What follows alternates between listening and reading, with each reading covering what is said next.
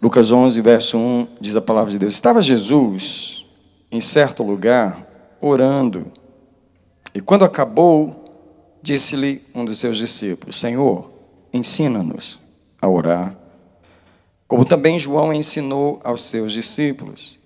Ao que ele lhes disse: quando orardes, dizei: Pai, santificado seja o teu nome, venha o teu reino, dá-nos o pão de cada dia, perdoa-nos os nossos pecados, por também nós perdoamos aqueles que nos devem, e não nos deixe cair em tentação, mas livra-nos do mal. Verso 5, disse-lhes também: se um de vós tiver um amigo, e se for procurá-lo à meia-noite, e disser: amigo, empresta-me 3 pães, pois um amigo meu, estando de viagem, chegou na minha casa, eu não tenho o que lhe oferecer.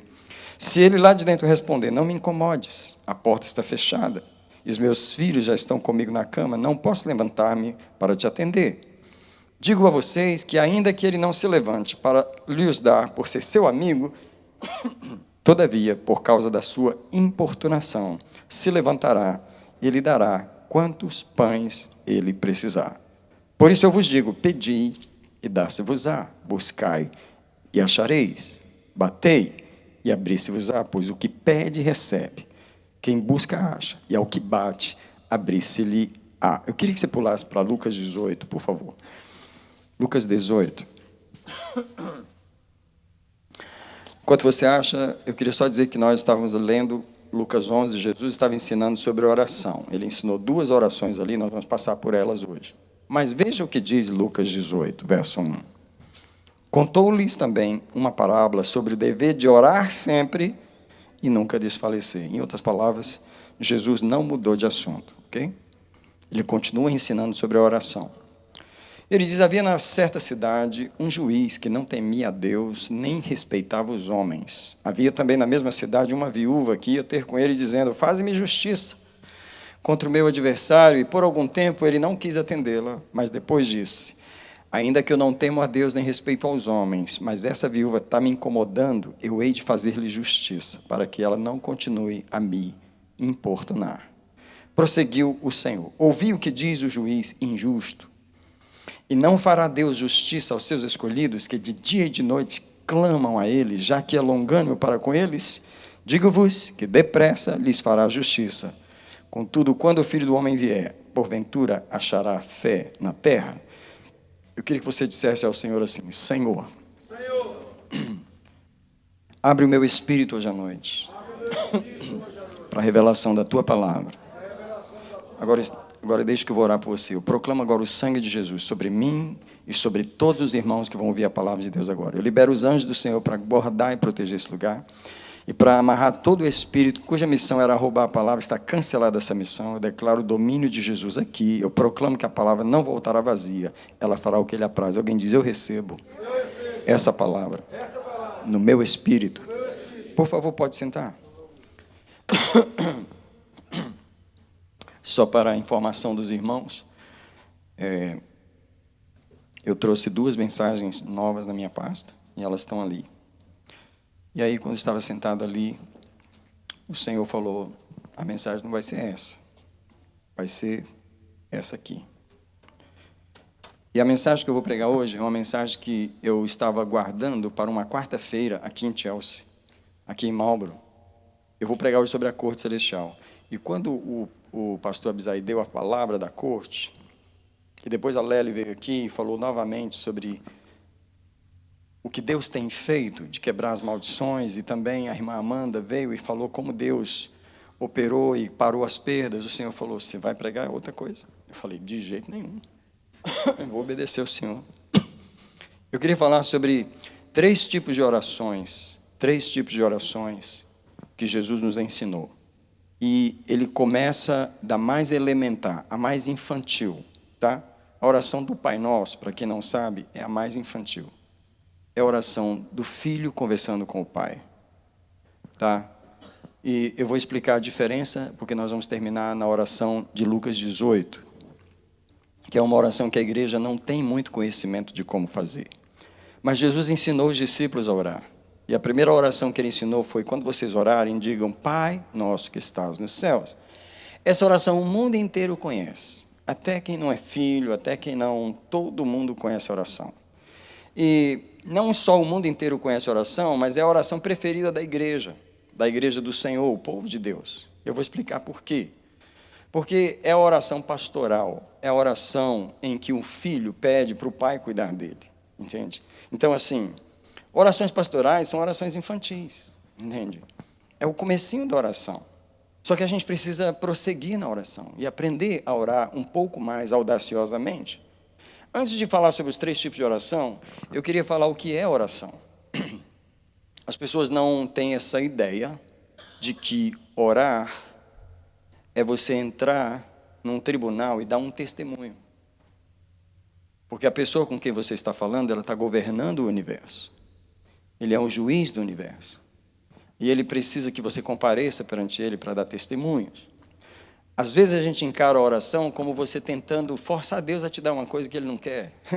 Oração não é isso. Oração não é ficar badalando para Deus até que ele finalmente se canse de você e fala...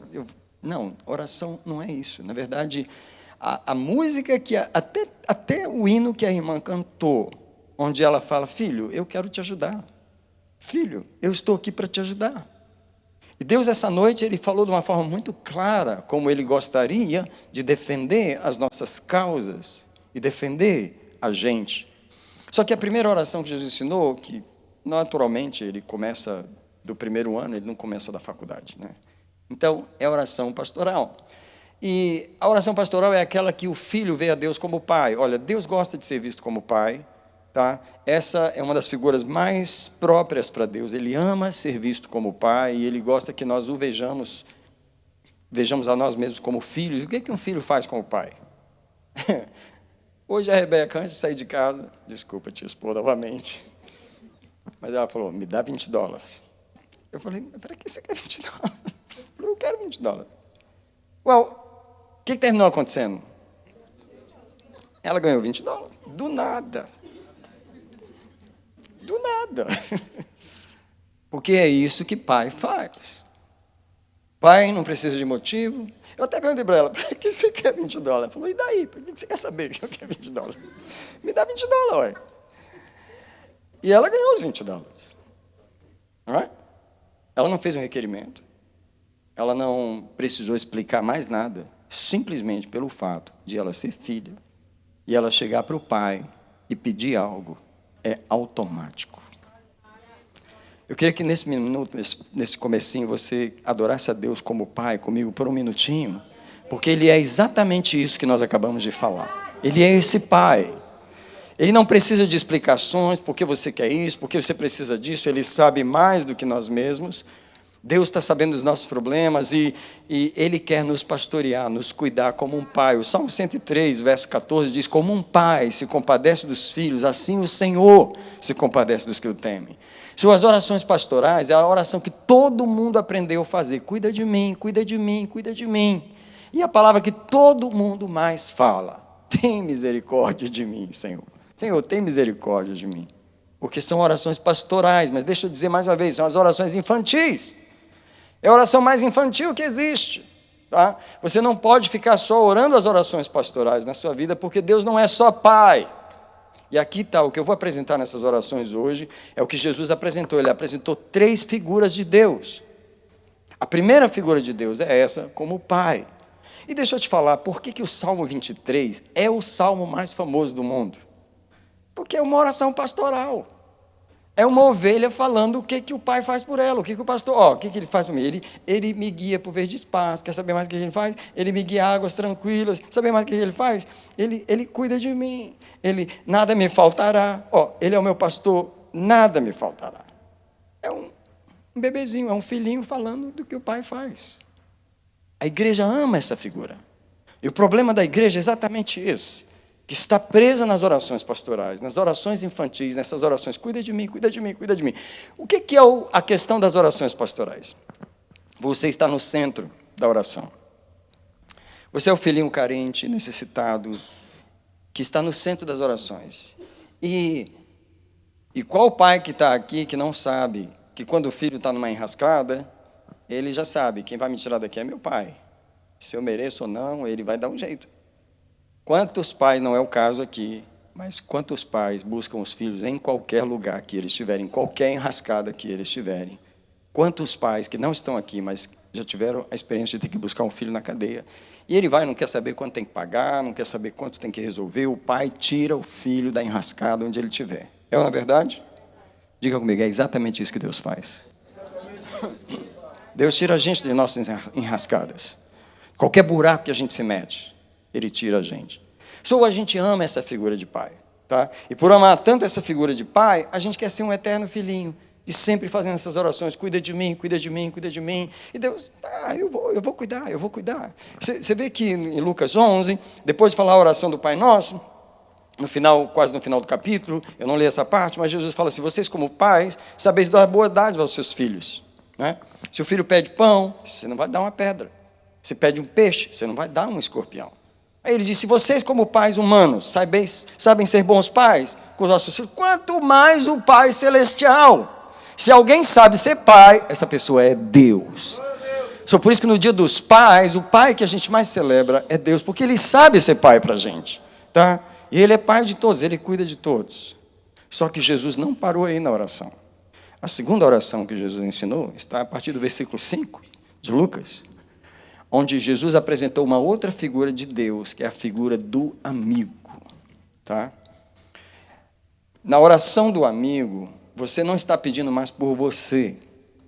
Isso é, você já saiu do centro. Você já amadureceu um pouquinho mais.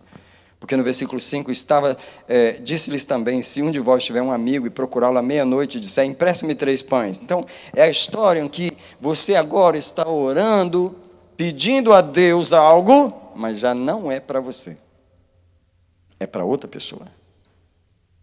Já mudou. É onde entra aqui o intercessor. Onde entra, lembra de Abraão, chamado o amigo de Deus? Qual foi a conversa de Abraão com Deus sobre Sodoma e Gomorra? Aquele pedido de Abraão, aquela luta de Abraão com Deus. Se tiver 40, você destrói a cidade? Deus falou, não.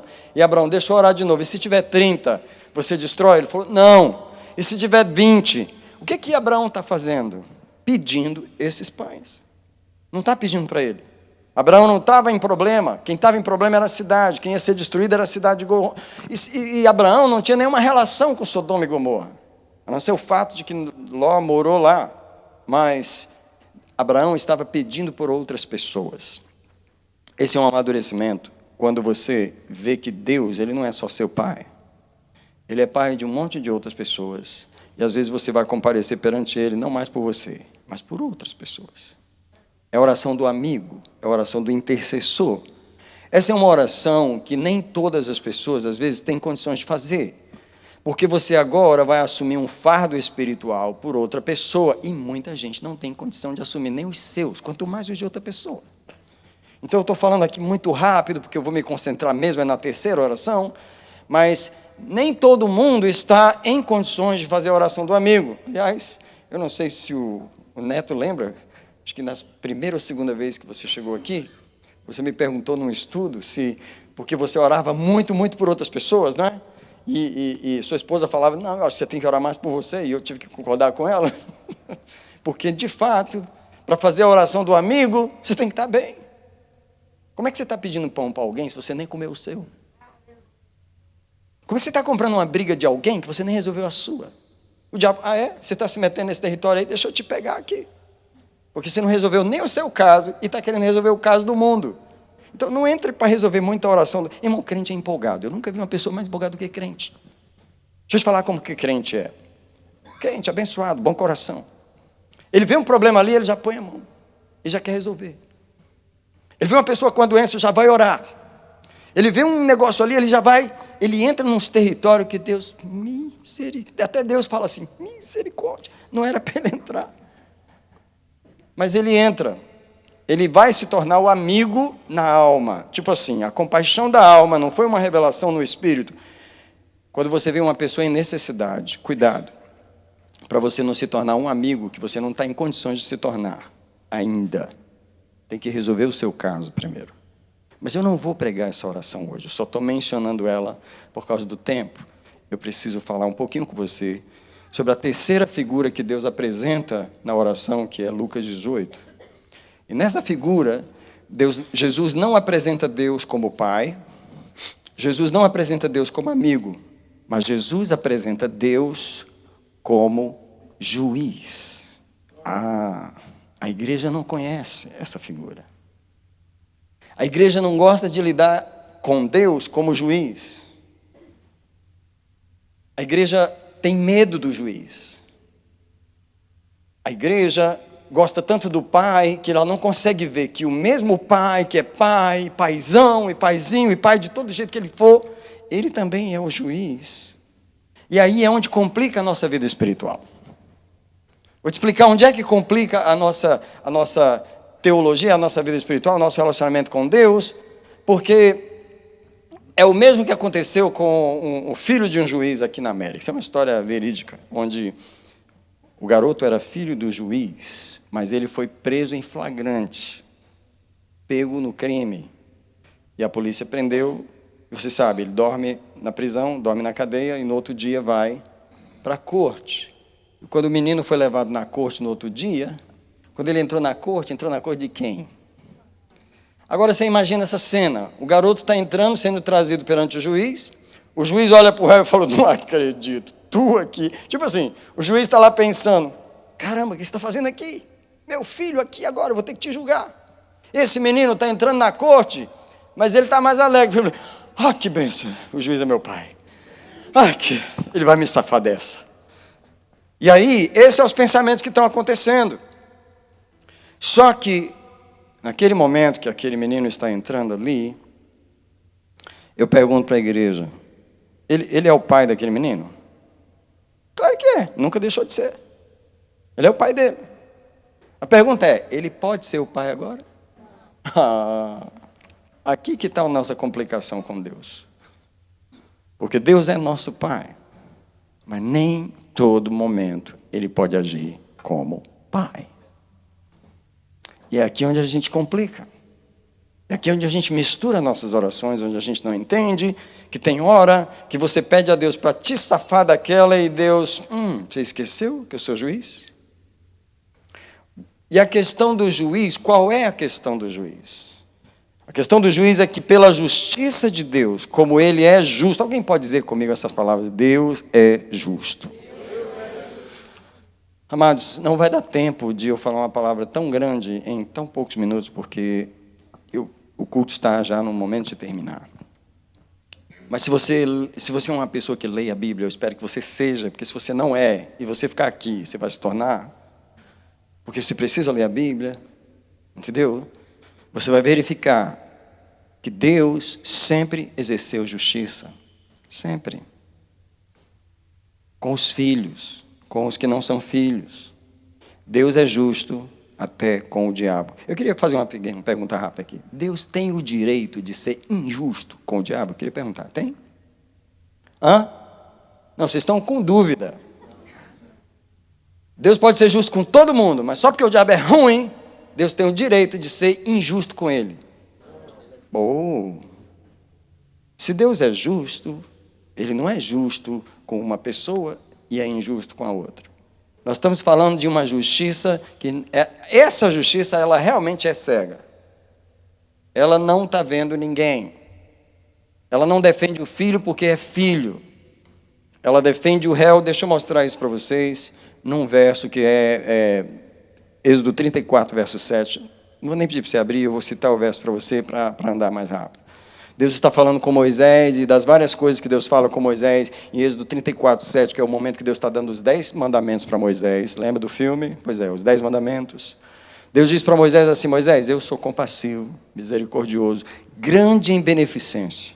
E aí Deus começa a falar algumas coisas que ele faz, e dentre as coisas que ele faz, ele diz assim, eu perdoo a iniquidade, o pecado e a transgressão. Só para sua informação, tem 3 coisas diferentes aqui. Quando a Bíblia fala de coisas diferentes, elas são diferentes, tá? Iniquidade, o pecado e a transgressão. E a próxima coisa que Deus diz no verso é, eu não posso ter uma pessoa culpada como inocente. Eu quero perguntar, quem falou aqui agora? O juiz. O que Deus está dizendo para Moisés? Como juiz, eu não posso declarar uma pessoa culpada como inocente. Tipo assim, gosto da sua cara, não importa o que você fez, está justificado. Deus não faz isso. Alguém pode dizer comigo, porque essa mensagem é chocante, né? Os irmãos já estão até com medo assim. Diz comigo assim: por mais que Deus me ama, Ele vai ser justo. Então, por favor, não se empolgue com a aparência de pai. Não se empolgue com a figura de pai de Deus demais. Vamos voltar naquela relação do garoto que entrou na corte do pai. Se você fosse aquele garoto do juiz que entrou na corte do pai, o que está na sua cabeça? Meu pai vai me tirar dessa enrascada, meu pai vai me... eu falo, é ou não é? Sim. É do jeito que a maioria de nós chega diante de Deus. Pequei de novo, fiz de novo, arrumei demais, meu pai vai me tirar, Deus vai me tirar dessa enrascada, Deus vai me perdoar, Deus vai... Ei, talvez. Como assim, pastor? Talvez por quê? Será que ele vai agir como pai ou ele vai agir como juiz? Ele vai julgar essa situação. Deixa eu montar um melhor quadro para vocês aqui. Eu vou precisar de 3 cadeiras e 3 pessoas. Obrigado. Irmão Douglas vai ser uma das pessoas, irmão Neto vai ser outra, irmão Silviano vai ser outra. Pronto, já apareceu os 3 aqui. Uma cadeira bem aqui no centro, que é a cadeira do juiz. O irmão Douglas é o juiz. Irmão Neto, senta aqui desse lado, por gentileza. Aliás, desse lado não, o Silviano senta desse lado. Não, é só uma cadeira mesmo, eu estou enganado. Obrigado.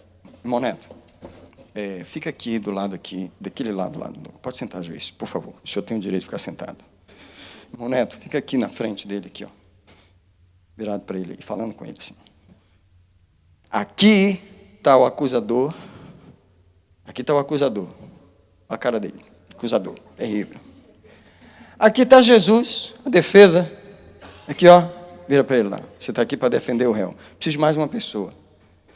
Você, Vitória, você está sendo acusada na corte celestial. Mas você está com um advogado aí, ó. Aqui, ó, o seu advogado, fica juntinho dele aí, ó. Ele está aí para te defender. Aqui o juiz. Quando você pensar em Deus como juiz, você tem que ver a corte celestial.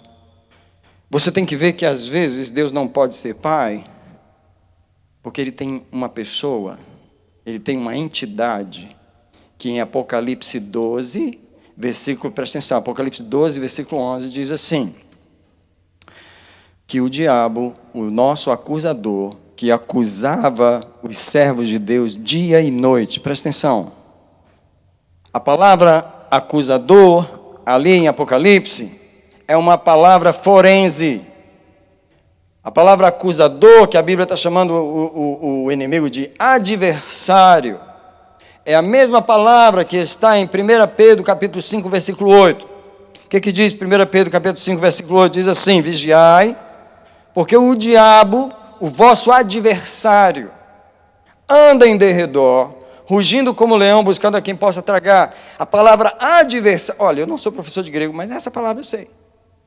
São 2 palavrinhas gregas. A palavra adversário, que foi traduzida ali por adversário, é antidikos. Anti é contra, dikos é direitos. Essa palavra adversário é uma palavra de ordem jurídica que está dizendo que ele é um promotor de justiça. Alguém diz comigo assim, o diabo não é um cachorro vira-lata. Deixa eu explicar o que eu estou querendo dizer. Quem já viveu no Brasil sabe o que é cachorro vira-lata. Quem vive na América não sabe, porque não existe. Qual é o cachorro vira-lata? Ele vive na rua. Ele não tem casa. Ele não é dono de ninguém, ninguém é dono dele, entendeu? Então, quando você está num restaurante assim do lado de fora, ele fica de longe, esperando você jogar alguma coisa para ele, certo? Qualquer coisa é lucro, alright? Às vezes eu pergunto, ele tem direito de estar ali? Se você bater o pé, o diabo não é essa pessoa. Presta atenção no que eu vou falar.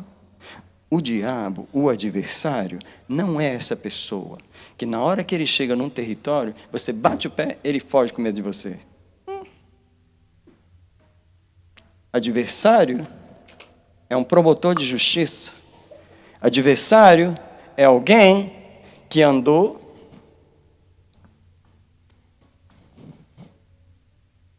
coletou evidências, escreveu, foi lá, viu na hora que nasceu, viu o que a mãe tinha feito, tem a lista dos avós, os assassinatos que os avós tinham feito, está tudo aqui, ó. Os abortos que as mães, as mulheres da família tinham feito, estão todos aqui. Quando ele vem diante do juiz, ele não vem com histórias inventadas, ele não vem com coisas, ele não vem com blefes diante de Deus. Esse não é um advogado bobo. Esse advogado aqui, que eu estou mostrando para você, que não é bem isso aqui, né? Entende, né? Of course. Fala comigo assim, ele morou no céu. Para um pouquinho aí, só para você pensar no que você acabou de falar. Esse advogado, que 1 Pedro 5,8 diz que é o nosso adversário, que é o antidicos, que é o promotor de justiça, morava onde antes de se tornar adversário? Eu quero perguntar para você, quantas reuniões da corte ele participou milhões de anos antes dele cair? Você já foi lá alguma vez? Nem eu.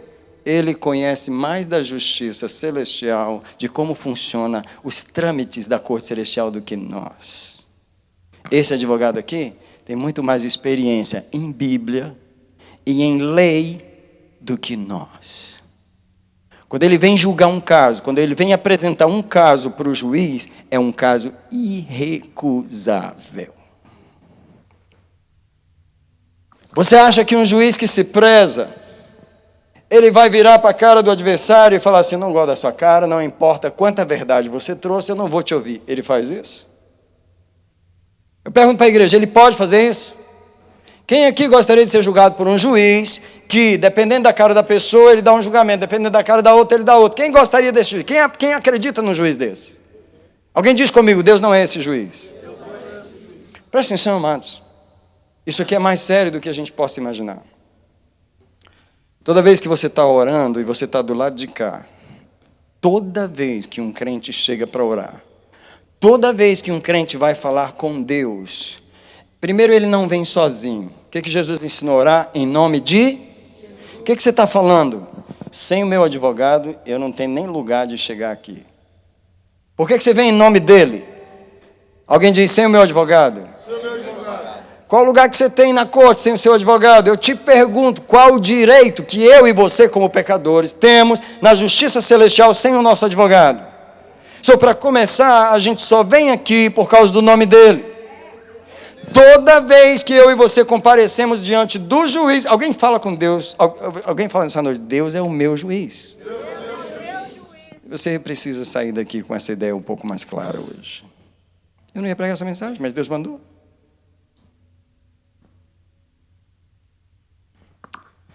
Toda vez que você vem fazer um pedido, fala com ele, seu pedido. Ele está te ouvindo. Ele está te ouvindo. Fez muito bem, faz de novo. E é desse jeito. E ele está ouvindo. Alguém diz comigo, Deus ouve. Deus ouve todas as orações. Tá. Só que quando Deus recebe a oração daqui, ele está lidando só com quem está vindo orar? O que mais que ele está lidando? Quando ela vem orar, o inimigo chega para ele, mas a fulana, eu tenho mais coisa aqui sobre a fulana, entendeu? E Deus, o que você tem sobre ela? Porque Deus é obrigado a ouvir. Se Deus não fosse obrigado a ouvir, não estava escrito em Apocalipse 12:11, que ele nos acusa dia e noite.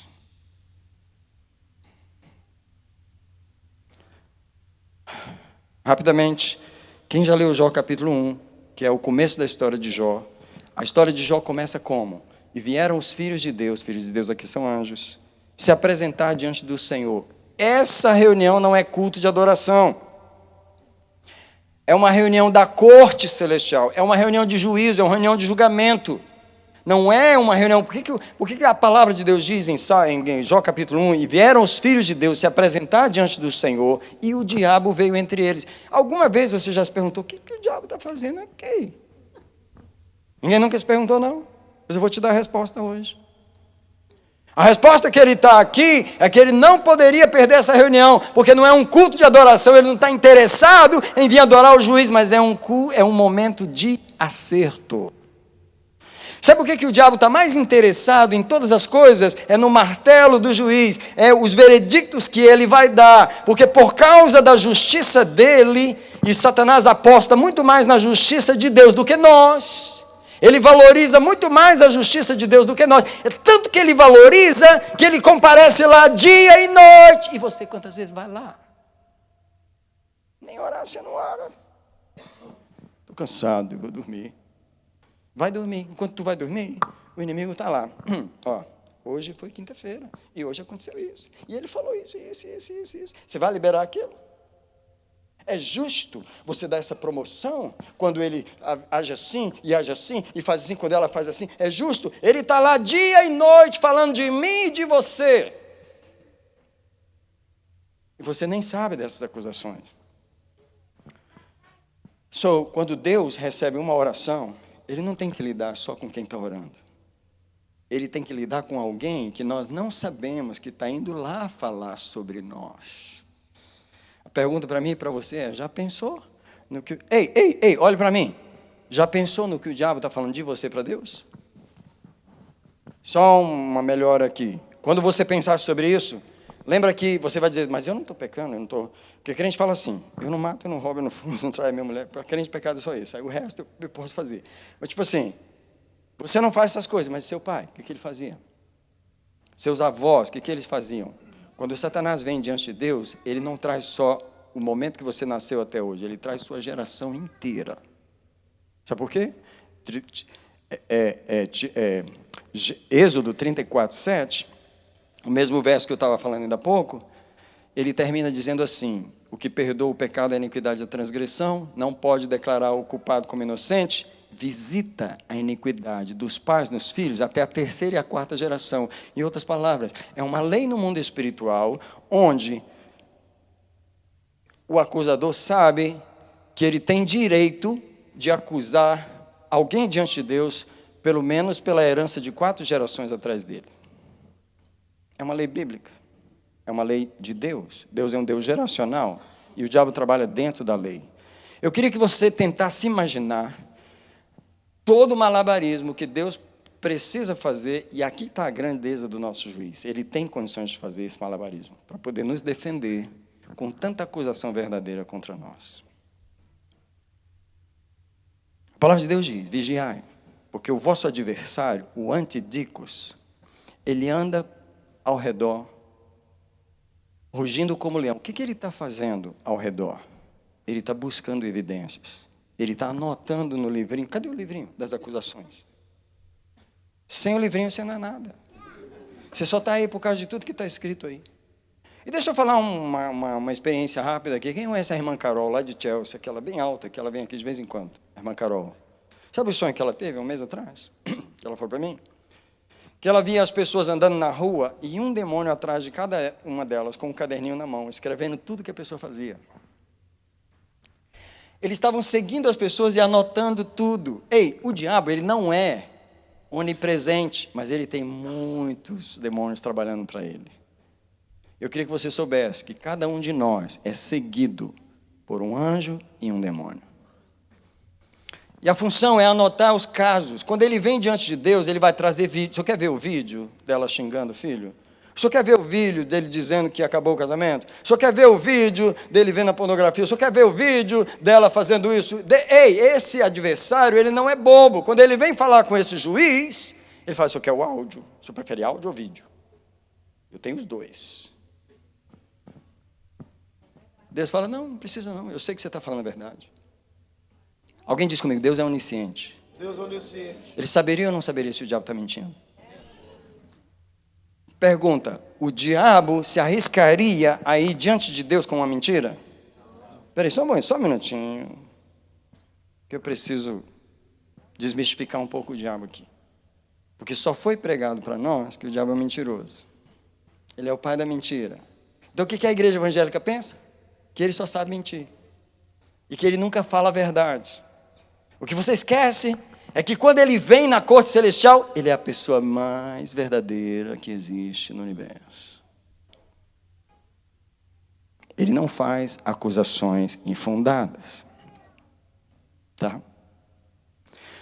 o que um crente não coloca na balança é que ele não está lidando só com Deus.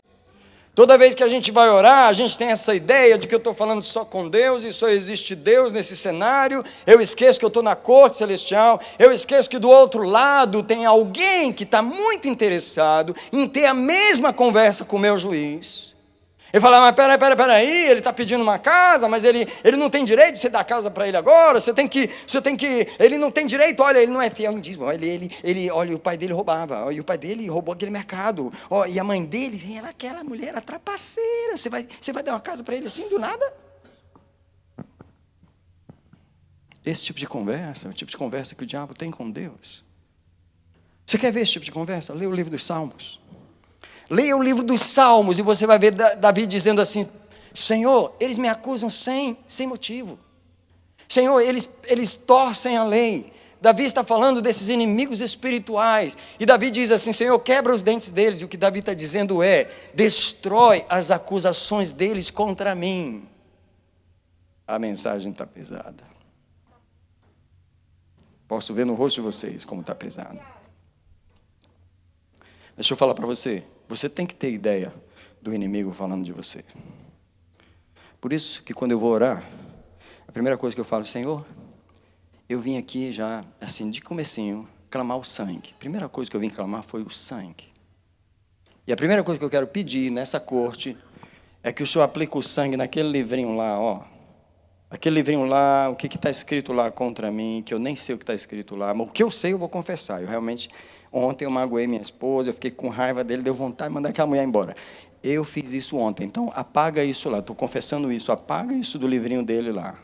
No momento que eu confesso isso para o juiz, a palavra de Deus diz assim, em João capítulo 1, 1 João capítulo 1, verso 9, porque se confessarmos os nossos pecados, Ele é fiel e justo para nos perdoar os pecados e nos purificar de toda injustiça. Você não sabe o que está acontecendo na corte celestial quando a gente confessa um pecado para o juiz, que ele está resolvendo aquilo nesse livrinho aqui, ó. O problema é esse livrinho aqui. Quem já ouviu falar no nome Rebecca Brown? Muita gente não conhece a doutora Rebecca Brown. Ela era casada com um homem chamado Daniel Yod. E um dia ele saiu para orar às 6 horas da manhã na propriedade que eles tinham, uma fazenda, um lugar que eles tinham. Era uma propriedade deles e ele saiu para orar bem cedo, ele tinha uma casinha, um lugar onde ele orava ali. E quando ele saiu para orar, ele encontrou um homem de terno preto, com um livrinho na mão, escrevendo. E ele ficou meio bravo, tipo assim, o que você está fazendo aqui? Sabe como? Você encontrar uma pessoa na sua propriedade que você não está esperando encontrar? E ele chegou para aquela pessoa e falou, o que você está fazendo aqui? Ele falou, eu sou um anjo do Senhor, e eu estou escrevendo o que você está fazendo. Que tal a surpresa? Diga comigo, ele estava indo orar. Quem estava anotando isso? Só que o anjo do Senhor chamou ele no cantinho e falou assim, dá uma olhadinha ali, ó. E ele viu 2 figuras, com um livrinho na mão também. E ele perguntou, quem são aquelas figuras? Ele falou, são 2 demônios, eles estão anotando o que você veio fazer também. Sabe qual é o nosso problema? Nós achamos que nós vivemos sozinhos no mundo. Que nós fazemos aquilo que ninguém viu, aquilo que ninguém escutou, aquilo que ninguém sabe. O que nós não entendemos é que tem alguém que viu.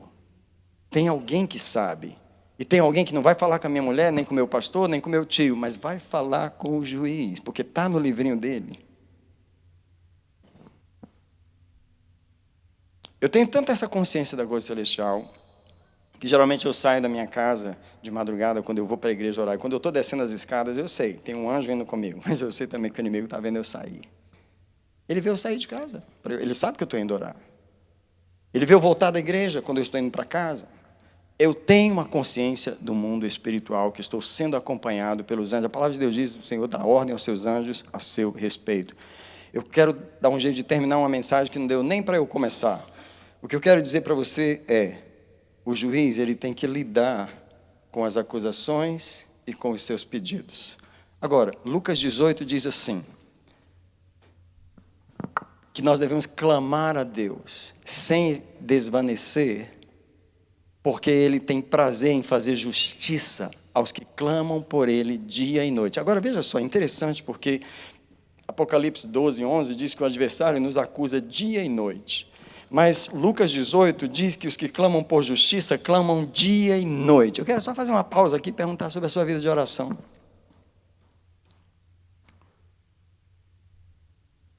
A minha vida de oração. Enquanto o inimigo está lá indo dia e noite falar de mim, como que é o meu dia e noite aqui? Eu queria que você imaginasse você morando em Marlboro, num endereço aí qualquer, aí você mudou de lá. Só que a corte tem umas coisas contra você e ela fica mandando intimação para você. É intimação que manda? Como é que fala aqui? Para você comparecer na corte. E aí está chegando tudo em endereço velho lá e você não sabe. Hã? Quantas acusações ou intimações chegou lá? Chegou o dia da corte, você não sabia, não foi. O dia da corte, você não sabia, não foi. Um dia você está dirigindo o carro, aí você passa o stop sign, né? A polícia te para. Quando ela te para, você tem uma ordem de prisão. Como assim? Você tem uma ordem de prisão por todas as chamadas da corte que você nunca foi. Ei, você sabe quando o mundo espiritual entra em choque? Porque tinha um monte de acusações contra nós, que a gente sempre ignorou, ou que a gente nunca sabia. Aí você vai me perguntar, como é que eu resolvo isso? Bem, a palavra de Deus diz que a gente precisa confessar na corte, diante do juiz. Eu estou falando de corte aqui, mas é como se você perguntasse assim, como é que eu entro na corte? Bem, toda oração é na corte, não tem nenhuma aqui fora. Senhor juiz, por gentileza, você não está mais no seu bench, você está no jardim aqui, no seu jardinzinho. Deus não tem isso. Deus não tem esse negócio de sair do trono dele e ir para o jardim. E uma hora você está orando e não, espera aí, deixa eu ir para o meu trono primeiro, deixa eu chegar no meu trono primeiro antes de você orar. Não existe isso. Toda vez que você orar, ele está onde? Quem que está lá? Meu pai, meu amigo, meu juiz. Não tem uma oração que eu possa fazer que não seja ele na corte. Então eu tenho que ter essa ideia de que a corte precisa ser satisfeita. Qual a exigência da corte? Que eu concorde com as acusações do inimigo. Interessante que em Mateus 5, 24, diz assim, entre em acordo com o teu inimigo enquanto estás no caminho com ele. Fala ou não fala esse versículo?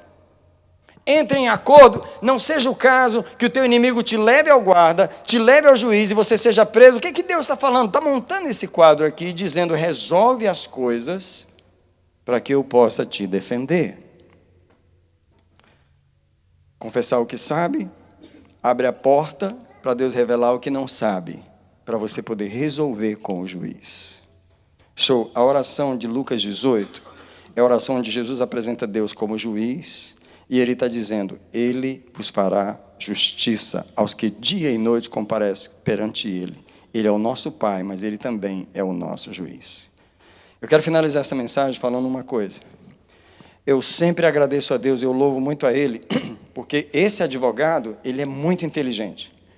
Ele traz acusações irrefutáveis contra mim, contra a minha família, contra o meu ministério, contra todos nós. Porém, esse juiz é mais inteligente.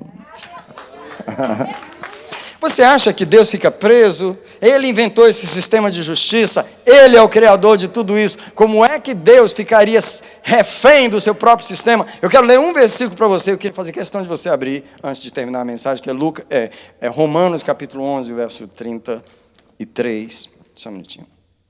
Romanos 11. Porque uma das coisas que eu adoro a Deus é por essa capacidade dele de nos defender. Não importa quão enrascado nós estejamos, ou quão verdadeiras sejam as acusações, Ele tem condições de nos defender. Olha o que Paulo fala pelo Espírito de Deus em Romanos 11, ó a profundidade das riquezas. E está falando do juiz aqui, do nosso juiz. Seu juiz, o senhor pode ficar de pé, por gentileza? Nesse momento nós estamos honrando o nosso juiz. Quão insondáveis são os teus juízos. E quão inescrutáveis são os teus... Ei, quando a palavra de Deus diz quão insondáveis são os teus juízos, juiz é o bater do martelo, é o veredicto que o juiz dá. Ei, você deve adorar a Deus pelos juízos dele, pelos martelos que ele bate em todos os dias, por todas as pessoas do mundo. Quantas vezes ele nos defende todos os dias. E o que ele faz é que os juízos dele, a sabedoria dele, a profundidade de justiça dele é tão grande, é tão grande, é tão grande, que o inimigo vem com um caso todo arrumado, um caso todo fortalecido, um caso cheio de provas, e ele diz: dessa vez eu vou arrebentar. Aí quando ele chega para esse juiz, ele apresenta outros lados inescrutáveis, insondáveis desses juízos que esse adversário nunca imaginou. E quantas vezes ele sai envergonhado da corte, porque Deus tem maneiras insondáveis de nos defender. Eu não quero saber quão capaz esse advogado é, quantas provas ele tem. Deus, quando ele olha o coração, tá? Porque eu queria fazer uma outra ilustração aqui. Vem cá, por favor. Você é uma pessoa sincera e honesta. Mas nesse caso você está vindo na corte só para cumprir uma... Vou ter que ir lá. Sabe quando alguém confessa assim, só da boca para fora? O juiz olha assim... Não satisfez a corte. Mas eu falei... Não, mas não satisfez a corte. Você acha que o juiz vai dar o mesmo veredicto aqui que ele vai dar aqui? Não. Então tem crente e crente que ora. Tem orações e orações que o juiz conhece. Ele sabe quem se arrependeu de verdade.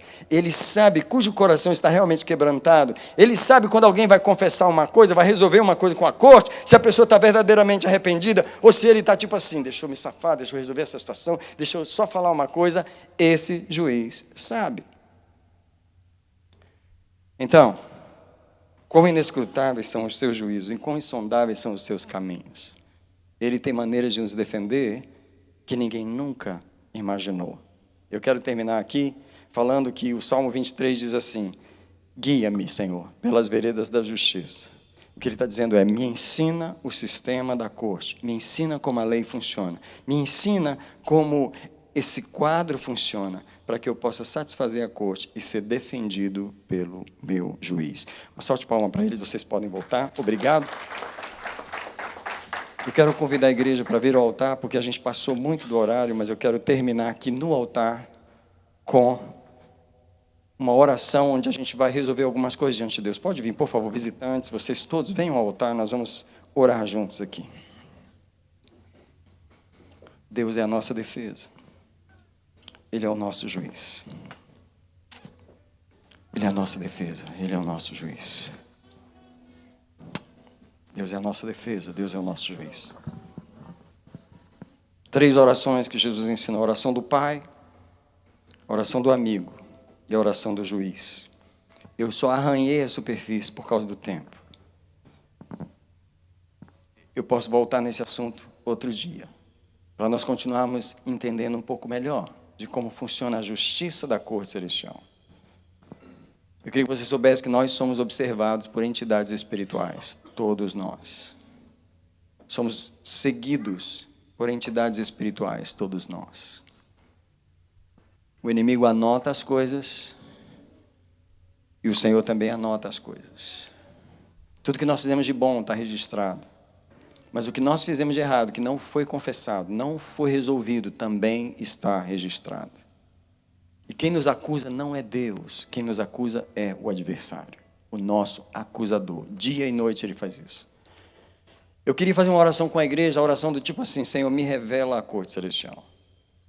Senhor, me revela o que está por trás da minha vida, da minha situação. Por que as portas não abrem? Porque o diabo teve o direito de fechar.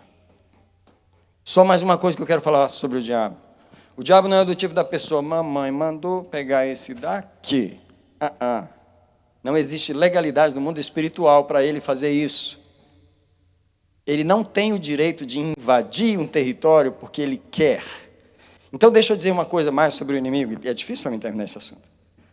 Antes do inimigo tocar em qualquer ser humano, ele vai em Deus primeiro. Aqui está a vitória do inimigo. Antes dele poder fazer qualquer coisa contra nós, e deixa eu falar, ele tem feito muitas coisas. É doença na cabeça, é loucura, é depressão, é vontade de morrer, é vontade de se matar, é o filho que está se tornando homossexual, é uma acusação dali, é uma perda da acolá. Ei, não é, alguém diz comigo, não era suposto ter perdas.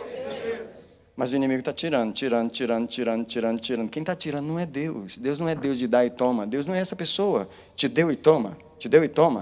Quem está tirando é o inimigo quem rouba. Jesus falou do ladrão, ele vem para matar, roubar e destruir. Se o inimigo está roubando é porque ele achou um direito em algum lugar. Sabe o que está atrás de perdas? Roubos da família, negócios mal feitos. Toda família tem. Vai procurar. Quem era seu pai? Agiota. Destruiu a vida de um monte de gente, agora a sua vida está boa? Não, sua vida financeira não vai estar boa. Não vai. Porque o diabo tem direito de roubar as coisas. Ele não é mamãe mandou pegar esse daqui, pegou esse daqui, porque primeiro ele foi diante de Deus e falou, ei, o estado desse é esse, a avó fez isso, a mãe fez isso, e as gerações inteiras fizeram isso. Então eu te quero perguntar, quem é que pede a pena ao juiz? O acusador. O acusador. Muitas coisas que acontecem conosco não era suposto acontecer. É porque Deus não teve como impedir, porque era justo acontecer o que aconteceu. Era justo perder o casamento. Por quê? A mãe traiu o pai. Os avós traíram também. A promiscuidade na família era total. Era justo perder a gravidez. Por quê? A mãe fez 5 abortos. A avó fez tantos abortos, tanto sangue derramado. Ei, nada acontece por acaso. Deus é justo. Quando Deus permite uma perda é porque não teve como Ele evitar. Não teve como Ele defender. No entanto, a palavra de Deus diz que Ele quer nos defender. O que Deus precisa para nos defender? Nossa confissão, nosso arrependimento, nosso amor pela justiça, o que a gente não tem, pela justiça de Deus. Eu preciso satisfazer a corte, eu preciso entender que Deus é justo. Por isso que Ele fala, quem tem fome e sede de justiça serão fartos. A igreja não tem. A igreja só vê a Deus como pai, meu pai, Ele vai me tirar de qualquer enrascada. Bem, Ele vai tirar. Mas primeiro Ele precisa nos educar na corte celestial. Alguém abre as mãos diante do Senhor e diz, justo juiz, me ensina sobre a tua lei e me dá amor pela justiça. Alguém pode orar com as suas próprias palavras nesse altar e começar a falar, Deus, situações estão sendo apresentadas a Ti nesse lugar. Uma revelação o Senhor está abrindo e começando a abrir na cabeça de muita gente neste lugar, onde o Senhor está mostrando pela Tua palavra que existe uma coisa um pouco mais complexa do que nós pensamos. E eu peço agora, vem nos dar apreço pela justiça. Vem nos dar apreço pela corte celestial, vem nos dar apreço pelo sistema, o sistema judicial celestial. Vem nos dar apreço, aquele apreço que o próprio inimigo tem pela Tua justiça, Deus. Como ele aposta na Tua justiça. Deixa eu apostar pelo menos o tanto que ele aposta na Tua justiça. Como Tu és justo, como Tu vais defender o inocente, como Tu vais cobrar o culpado, como Tu vais, Senhor, executar a justiça nos mínimos detalhes. Senhor, nós clamamos como filhos, porque Tu és o nosso Pai, mas nós clamamos, dá-nos entendimento da Tua justiça. Dá-nos amor pela justiça. A começar pela leitura da Bíblia, que é o lugar onde nós vamos entender a lei. É onde nós vamos saber lidar com a lei. É onde nós vamos saber chegar diante de Ti, não com lágrimas, não com choros humanos, emocionais, mas com a lei. Lidar com o juiz mediante a lei. Pai, dá-nos amor pela justiça. Tu és o nosso Pai, nós temos orado como Pai, nós temos pedido me ajuda, e o Senhor nos ajuda.